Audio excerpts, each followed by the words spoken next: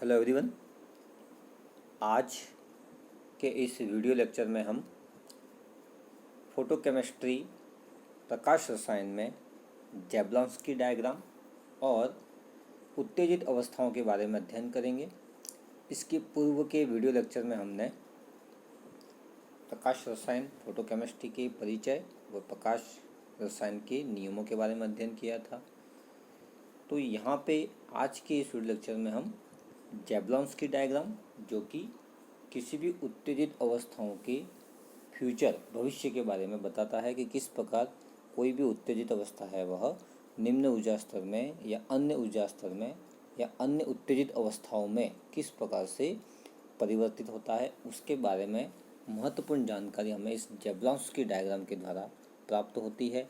और अन्य हम बात करेंगे उत्तेजित अवस्थाओं के बारे में। जैसा कि हम जानते हैं कि प्रकाश रसायन फोटोकेमिस्ट्री में कार्बनिक अभिक्रियाएं प्रकाश ऊर्जा की उपस्थिति में संपन्न होती हैं।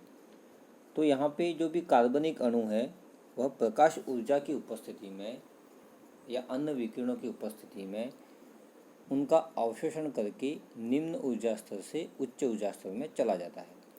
तो जब कोई कार्बनिक अणु निम्न ऊर्जा स्तर से उच्च ऊर्जा स्तर में पहुँचता है तो उसी अवस्था को हम उत्तेजित अवस्था या एक्साइटेड स्टेट कहते हैं।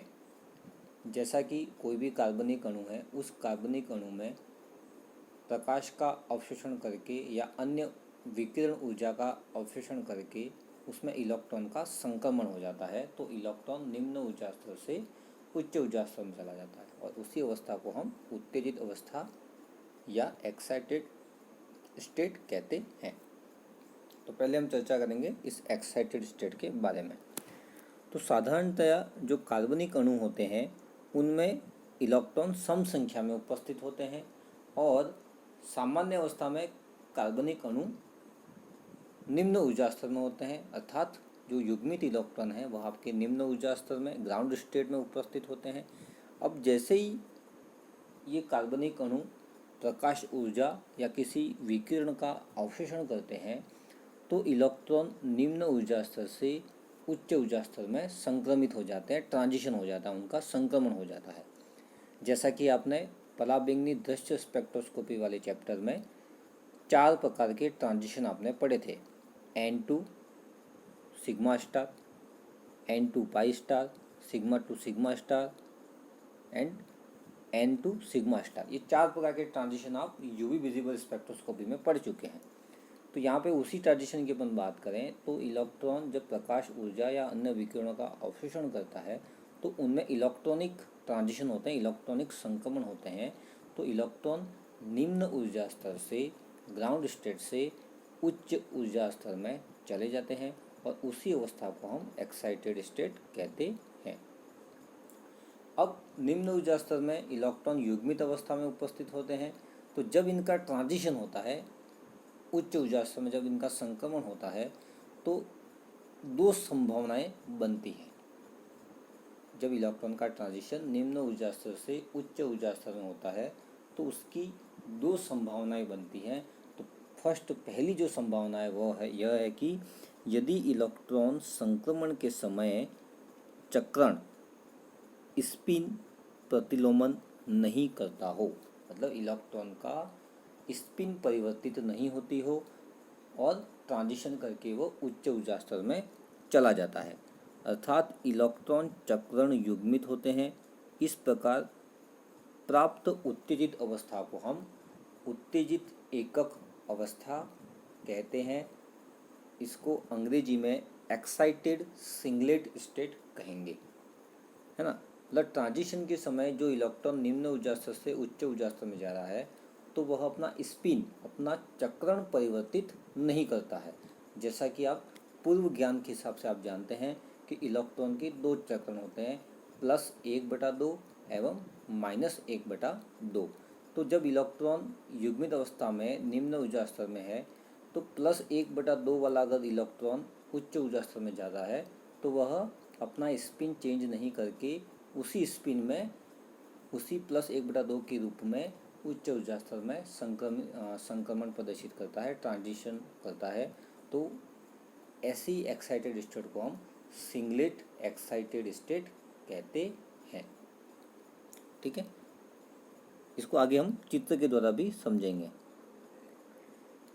सेकेंड संभावना यह है कि जब इलेक्ट्रॉनिक ट्रांजिशन हो रहा है, इलेक्ट्रॉन का संक्रमण हो रहा है, प्रकाश ऊर्जा का अवशोषण करने के बाद निम्न ऊर्जा स्तर से उच्च ऊर्जा स्तर में जा रहा है, तो वह अपना स्पिन चेंज कर ले, अपना स्पिन परिवर्तित कर ले। अर्थात +1/2 है तो उच्च ऊर्जा स्तर में जाते समय वह -1/2 कर ले, मतलब अपना स्पिन में परिवर्तन कर दे, जिसमें दोनों इलेक्ट्रॉन अयुग्मित होते हैं। और इस उत्तेजित अवस्था को हम उत्तेजित त्रिक अवस्था या एक्साइटेड ट्रिपलेट स्टेट कहते हैं। दो संभावना, एक तो स्पिन चेंज करे और एक स्पिन चेंज नहीं करे। अगर स्पिन चेंज नहीं करेगा तो एक्साइटेड सिंगलेट स्टेट प्राप्त होती है, और अगर आपका स्पिन परिवर्तित कर लेता है तो आपकी जो स्टेट प्राप्त होती है उसको हम एक्साइटेड ट्रिपलेट स्टेट कहते हैं। और एक्साइटेड ट्रिपलेट स्टेट को हम T1 के द्वारा प्रदर्शित करते हैं, और एक्साइटेड सिंगलेट स्टेट को हम S1 के द्वारा प्रदर्शित करते हैं। तो यहाँ पे आप डायग्राम में देख रहे हैं दो ऊर्जा स्तर बनाए गए हैं, पाई एवं पाई स्टार। जब निम्न सामान्य अवस्था होती है तो निम्न ऊर्जा स्तर पाई में दोनों इलेक्ट्रॉन युग्मित अवस्था में देख रहे हैं आप, एक +12 एक -12 के रूप में दोनों की स्पिन है, दोनों की जो डायरेक्शन है वो अपोजिट डायरेक्शन में है। और ये जो अवस्था है निम्न ऊर्जा स्तर की अवस्था को हम S0 अवस्था कहते हैं। जब इसको ऊर्जा मिलती है तो इलेक्ट्रॉन का संक्रमण पाई से पाई स्टार कक्षक में हो जाता है।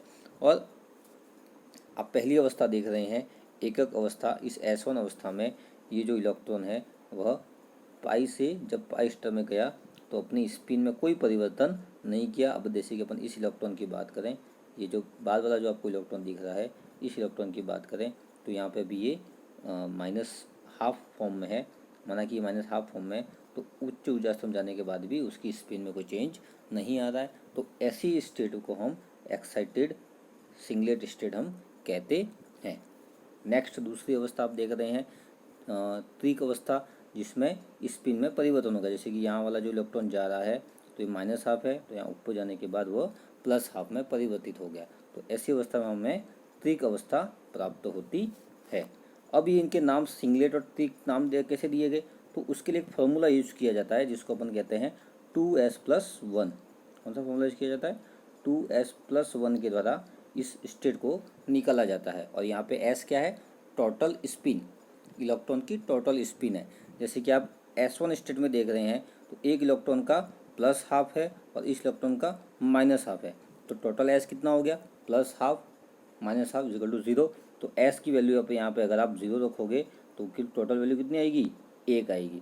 तो इस हिसाब से आप ये आपकी एकक स्टेट यहाँ पे अपने को प्राप्त हो रही है। ठीक उसी प्रकार यहाँ पे अपन बात करें 2s+1 फार्मूला अगर अपन लगाते हैं तो 2s+1 फार्मूले के माध्यम से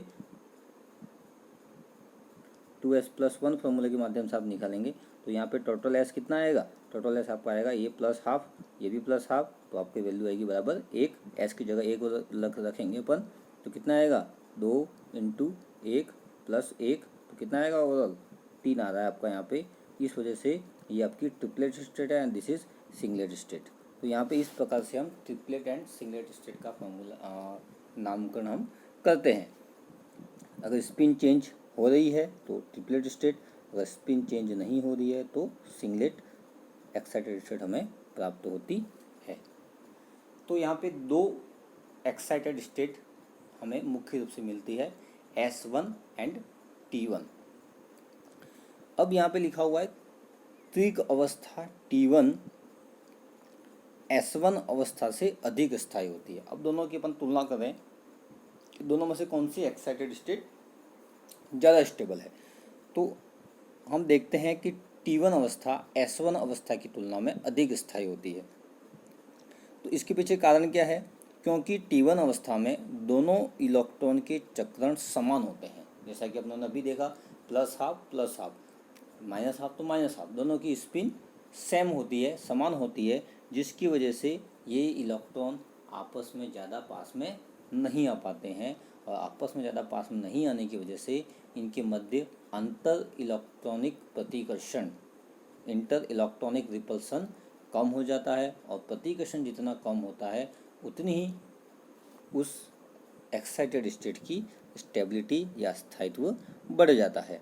जबकि S1 अवस्था में दोनों इलेक्ट्रॉन की स्पिन अपोजिट होती है, विपरीत होती है, जिसकी वजह से दोनों इलेक्ट्रॉन के पास आने की संभावनाएं बढ़ जाती है। और हम जानते हैं कि इलेक्ट्रॉन के ऊपर नेगेटिव चार्ज होता है। अब जब दो नेगेटिव चार्ज वाले आवेशित कोई कण एक दूसरे के पास में आते हैं तो अपोजिट आवेश होने की वजह से उनके मध्य में रिपल्सन होता है और रिपल्सन की वजह से स्टेबिलिटी कम हो जाती है। तो T1 में दोनों की स्पिन सेम होने की वजह से वो पास पास में नहीं आ पाते हैं, जबकि S1 में दोनों की स्पिन अलग अलग विपरीत होने की वजह से पास में आने की संभावनाएं बढ़ जाती हैं। इस वजह से उनका रिपल्सन बढ़ जाता है। तो आपको पूछा जा सकता है कि ट्रिपलेट और सिंगलेट स्टेट में ज़्यादा स्टेबल कौन सा है, तो आपका T1 स्टेज ज़्यादा स्टेबल है। नेक्स्ट, किरणन। किरणन का मतलब है रेडिएशन। जब किसी कार्बनिक अणु पर प्रकाश ऊर्जा या रेडिएशन कोई गिराई जाती है तो किरणन द्वारा अणु में निम्नतम अवस्था S0 से, जो निम्न अवस्था है उसको अपन कहेंगे S0 से, कभी भी T1 अवस्था प्राप्त नहीं होती है। मतलब आप कभी भी S0 से डायरेक्टली T1 अवस्था प्राप्त नहीं कर सकते हैं। S0 से आप S1 अवस्था ही प्राप्त कर सकते हैं। अब S1 के माध्यम से आप T1 अवस्था में जा सकते हैं। तो यहाँ पे सबसे इम्पोर्टेंट बात यही है कि आप कभी भी S0 से डायरेक्ट T1 अवस्था में नहीं जा सकते हैं। S0 से आप S1 अवस्था में ही जा सकते हैं। अब ऊर्जा क्षय की विधियाँ, जैसे कि हमने फोटोकेमिस्ट्री के नियम में पढ़ा था, स्टोक-आइंस्टाइन के नियम में, कि A hν प्रकाश ऊर्जा का अवशोषण करके A स्टार में बदल जाता है। तो ज़रूरी नहीं है कि A स्टार उत्पाद में ही परिवर्तित हो जाए। तो यहाँ पे ऊर्जा क्षय की अलग अलग प्रकार की विधियाँ हैं और उसी ऊर्जा क्षय की विधियों को हम जैवलॉन्स्की डायग्राम के माध्यम से समझते हैं। ठीक है, तो बहुपरमाणुक अणु में बहुविमीय ऊर्जा स्तर होते हैं जिन्हें मोल्स वक्र के द्वारा प्रदर्शित नहीं किया जाता है। अतः बहुपरमाणुक अणु की विभिन्न उत्तेजित अवस्थाओं को जैवलॉन्स्की चित्र के द्वारा प्रदर्शित किया जाता है। जैसे कि कोई द्विपरमाणुक अणु है या कम परमाणु वाला अणु है तो उसके उत्तेजित अवस्थाओं को हम मॉस डायग्राम या मॉस कर्व के द्वारा समझा सकते हैं, लेकिन बहुपरमाणु अणु को हम जैवलॉन्स्की डायग्राम के द्वारा से प्रदर्शित करते हैं कि उत्तेजित अवस्थाओं में ऊर्जा का क्षय किस प्रकार से होता है। प्रकाश अवशोषण के पश्चात अणु में होने वाली विभिन्न घटनाक्रमों को जैवलॉन्स्की चित्र के द्वारा प्रदर्शित किया जाता है। जैसा कि यहाँ पे एक जैवलॉन्स्की डायग्राम के माध्यम से यहाँ पे समझाया गया है। आप यहाँ पे देख रहे हैं, this is a ground state S0, ठीक है, this is excited singlet state S1, this excited state singlet S2। ये S1 के अलग अलग ऊर्जा स्तर है, S1 S2। This one is a excited triplet state T1, this is excited state triplet T2 T3। तो यहाँ पे किस प्रकार से एक्साइटेड स्टेट अपनी ऊर्जा का क्षय करेंगे उसके तरीके बताए गए हैं। ठीक है, जैसे कि यहाँ पे सबसे पहले बताया गया है इंटर सिस्टम क्रॉसिंग, आंतरिक रूपांतरण, internal conversion, fluorescence, phosphorescence, radiationless transition and यहाँ पे सबके सिंबल बताए गए हैं कि कौन सा रेडिएशन किसकी बात कर रहा है। ठीक है, तो ISC लिखा हुआ, ये ISC का मतलब क्या होता है, इंटर सिस्टम क्रॉसिंग, अपन आगे देखेंगे इसको। IC आंतरिक रूपांतरण, जैसे कि आपका ये H2 S1 में परिवर्तित हो रहा है, इंटरनल उसी स्टेट में परिवर्तन हो रहा है, जैसे कि H2 S1 में चला गया, S3 H2 में आ गया, T2 T1 में आ गया, है ना। तो इसको बोलेंगे हम इंटरनल कन्वर्जन, उसी के अंदर कन्वर्जन रूपांतरण हो रहा है, जैसे कि H2 का S1 में आ जाना, S3 का H2 में आ जाना। इसी प्रकार सबको कहेंगे अपन इंटरनल कन्वर्जन कहेंगे। T3 का T2 में आना, T2 का T1 में जाना। तो T3 अधिक ऊर्जा वाला स्तर है, तो T3 से T1 में आने के लिए या T3 से T2 में आने के लिए उसको एनर्जी को या तो वो रेडिएशन के फॉर्म में निकलेगा, तो यहाँ पे लिखा हुआ ये विकिरण, यहाँ पे ये या तो रेडिएशन के रूप में निकाला, जैसे कि यहाँ पे आपको ये बताया गया, ये आपका रेडिएशन के रूप में निकाला गया, ठीक है। एंड वे संक्रमण जिनमें प्रकाश का अवशोषण या उत्सर्जन होता है, जैसा कि यहाँ पे डायरेक्टली आपको सिंगल लाइन से दिए गए, एक बोल्ड लाइन के माध्यम से समझाया गया, ये उसको अपन कहेंगे कि यहाँ पे संक्रमण या प्रकाश का अवशोषण या उत्सर्जन हो रहा है, इसके बारे में यहाँ पे चर्चा हो रही है, ठीक है। तो ये एक छोटा सा जैवलांस्की डायग्राम है जिसमें आप विभिन्न प्रकार के ऊर्जा स्तर आप देख सकते हैं कि ISC क्या होता है, इंटर सिस्टम क्रॉसिंग, अपन आगे देखेंगे। IC आंतरिक रूपांतरण, इंटरनल कन्वर्जन, इसका सीधा सा मतलब है उसी स्टेट में परिवर्तन, जैसे कि H2 का S1 में जाना, S3 का S1 में जाना, S3 का S2 में जाना, ठीक है। T2 से T3 में आना, T1 में आना, T3 से T1 में आना या T2 में आना, ये सब आपके कहलाएंगे इंटरनल कन्वर्जन। और ये फ्लोरिसेंस एंड फॉस्फोरेसेंस क्या होता है अपन आगे इसको देखेंगे, ठीक है। तो ये आपका जैवलांस्की डायग्राम है। अब यहाँ पे कुछ और इम्पोर्टेंट बात कही गई है कि कौन सा ट्रांजिशन या कौन सा संक्रमण अलाउड है और कौन सा फॉरबिडन है। कौन सा अलाउड है मतलब कौन सा अनुमत है और कौन सा वर्जित है, उसके बारे में नियम बताए गए हैं। ऐसे इलेक्ट्रॉनिक संक्रमण जो समान बहुकता, समान मल्टीप्लेट्स वाली अवस्थाओं के मध्य होता है, वह संक्रमण चक्रण अनुमत संक्रमण, स्पिन अलाउड ट्रांजिशन कहलाते हैं। मतलब ऐसे इलेक्ट्रॉनिक संक्रमण जो सेम बहुकता वाले अवस्थाओं के मध्य होता है, तो ऐसे चक्रण आपके स्पिन अलाउड ट्रांजिशन कहलाते हैं। जैसा कि आपका S से S में, मतलब एकक अवस्थाओं के मध्य में, एकक अवस्था से दूसरी एकक अवस्था में आप जा रहे हैं, तो ये आपका स्पिन अलाउड, जैसे कि S2 का S1 में जाना, S1 का S0 में जाना, S3 का S2 में जाना, ये सभी आपके स्पिन अलाउड ट्रांजिशन है।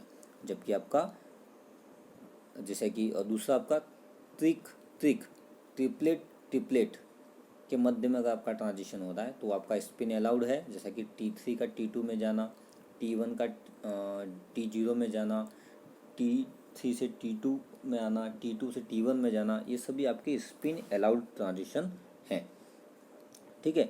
और वे संक्रमण जिनमें भिन्न बहुकता वाले अवस्थाओं के मध्य ट्रांजिशन होता है, तो ऐसे संक्रमण आपके स्पिन फॉरबिडन होते हैं, चक्कर वर्जित संक्रमण कहलाते हैं। जैसा कि एकक से त्रिक में जाना, त्रिक से एकक में जाना, ठीक है। जैसा कि आप S1 से अगर आप S1 से T1 में जा रहे हैं तो ये आपका वैलिड नहीं है, ठीक है। या आप अगर T1 से S1 में गए, ये भी आपका वैलिड नहीं है, ठीक है ना, स्पिन अलाउड नहीं है, वर्जित है आपके ये। लेकिन अगर आपका S1 से S0 में जा रहे हैं, S2 से S1 में जा रहे हैं, तो ये आपके अलाउड ट्रांजिशन कहलाए जाएंगे, ठीक है। तो ये नियम भी आपको पूछा जा सकता है कि कौन सा स्पिन आपका अलाउड है और कौन सा फॉरबिडन है। नेक्स्ट अपन बात करें, सिंगलेट स्टेट की बात करते हैं। जैसे कि आपने जैवलांस्की डायग्राम में देखा था, S0 निम्न ऊर्जा स्तर है, S0 से S1 एक्साइटेड सिंगलेट स्टेट है, S2 एक्साइटेड सिंगलेट स्टेट की दूसरी अवस्था, S2 एक्साइटेड सिंगलेट स्टेट की तीसरी अवस्था, S3। तो ये सभी आपकी उच्च ऊर्जा स्तर इसके उपस्थित हैं। तो उचित ऊर्जा के प्रकाश क्वांटम के पश्चात अणु अपनी निम्न अवस्था S0 से S2 में आ जाता है, S3 में आ जाता है या S1 में आ सकता है, ठीक है। तो इन अवस्थाओं में आपका ये चला जाता है। विलयन में S2 की कंपन ऊर्जा का क्षय एक विकिरणहीन संक्रमण के द्वारा होता है, जिसे वाइब्रेशनल कैस्केड कंपन धारा कहते हैं।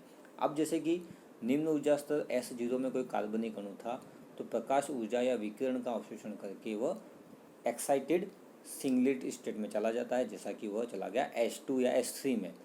अब S2 से वह वापस S1 अवस्था में आता है, या S3 से S2 अवस्था में आता है, या S3 से डायरेक्ट S1 अवस्था में भी आ सकता है, तो यहाँ पे ये जो एक्साइटेड सिंगलेट स्टेट की जो H2 H3 अवस्थाएं हैं वो सीधे कहाँ पे आती हैं, S1 अवस्था में आती हैं। तो यह अपनी ऊर्जा का क्षय कंपन धारा के रूप में भी कर सकते हैं, विकिरण के माध्यम से भी कर सकते हैं, ठीक है ना। तो ये जो कन्वर्जन आप देख रहे हैं H2 से S1 में आना, S3 से S1 में आना, इसको अपन कहते हैं आंतरिक रूपांतरण। तो यहाँ पे जो आंतरिक रूपांतरण हो रहे हैं वो आंतरिक रूपांतरण वाइब्रेशनल रेडिएशन लेस, विकिरणहीन संक्रमण होता है और यहाँ पे इंटरनल कन्वर्जन के द्वारा S3 H2 S1 में परिवर्तित हो जाती है, जिसे हम आंतरिक रूपांतरण कहेंगे। H2 का S1 रूपांतरण भी एक विकिरणहीन संक्रमण है जिसको हम आंतरिक रूपांतरण कहते हैं। अब S3 H2 सभी किस में परिवर्तित हो जाती है, S1 अवस्था में।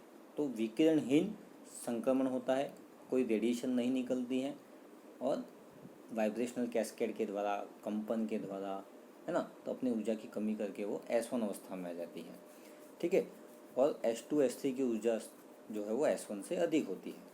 तो यहाँ पे टाइम पीरियड दे रखा है कि जो S2 का जीवन काल होता है वो 10⁻⁻11 सेकेंड होता है, S1 का जीवन काल है वो 10⁻8 सेकेंड होता है। तो यहाँ पे आप दोनों का टाइम पीरियड देख सकते हैं। तो S1 अवस्था ज़्यादा टाइम के लिए जीवित रहती है, तो यहाँ पे S1 अवस्था का जीवन काल तुलनात्मक रूप से अधिक होता है।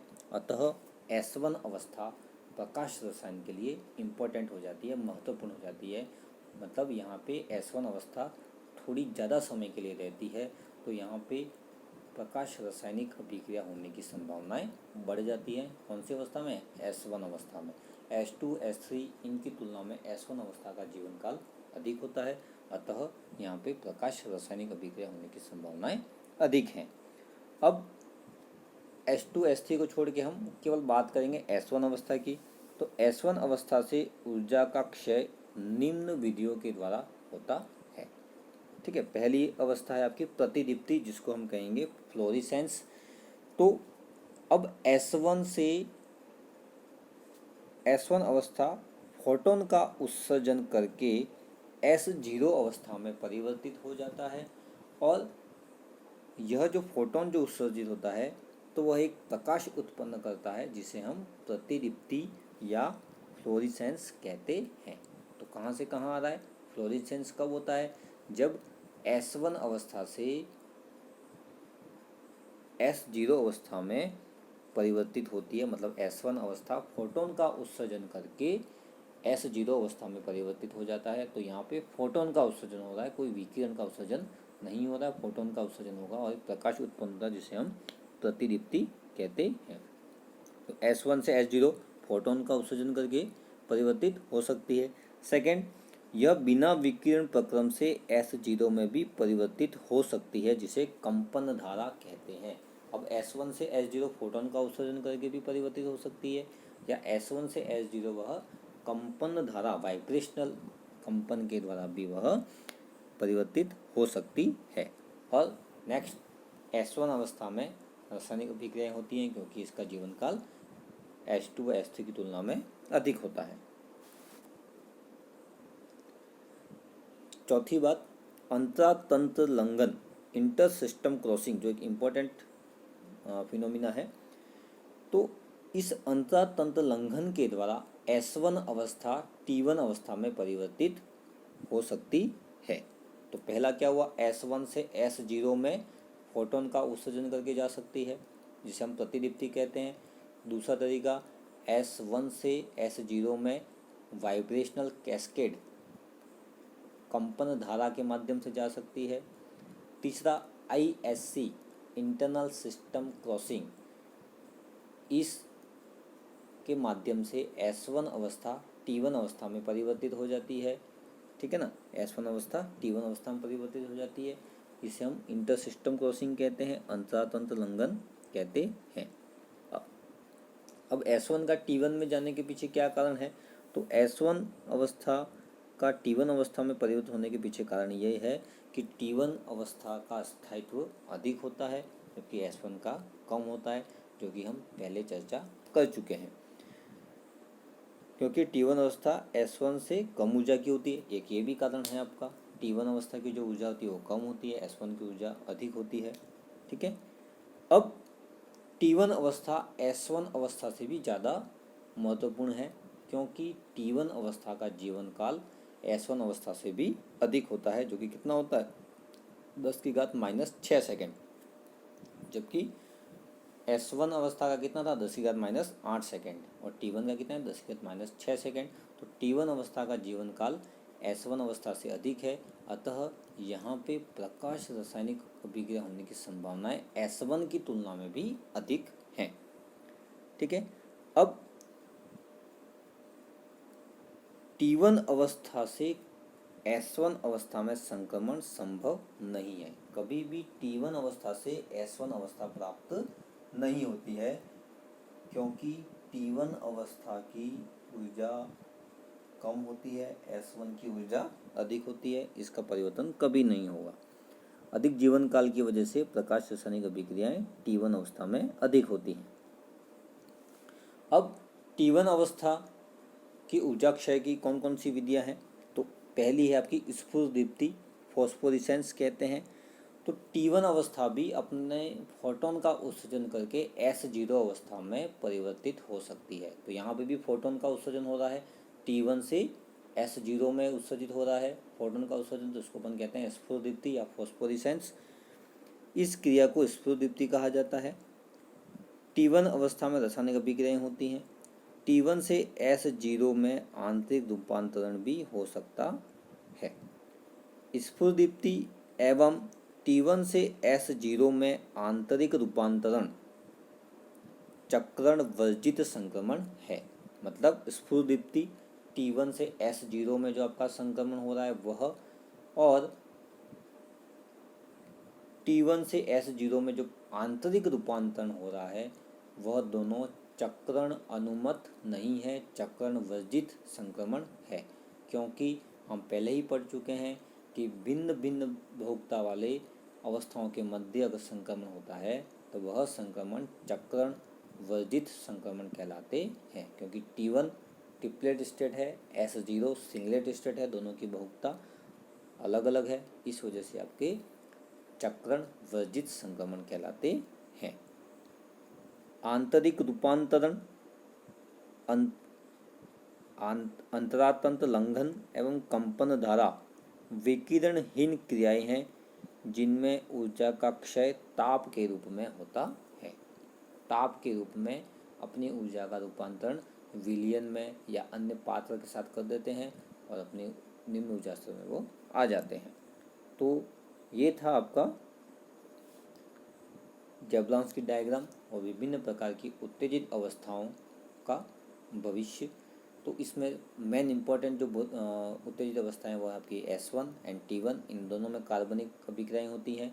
T1 अवस्था S1 अवस्था की तुलना में अधिक स्थायी होती है, क्योंकि इनका ऊर्जा स्तर कम होता है, ऊर्जा कम होती है।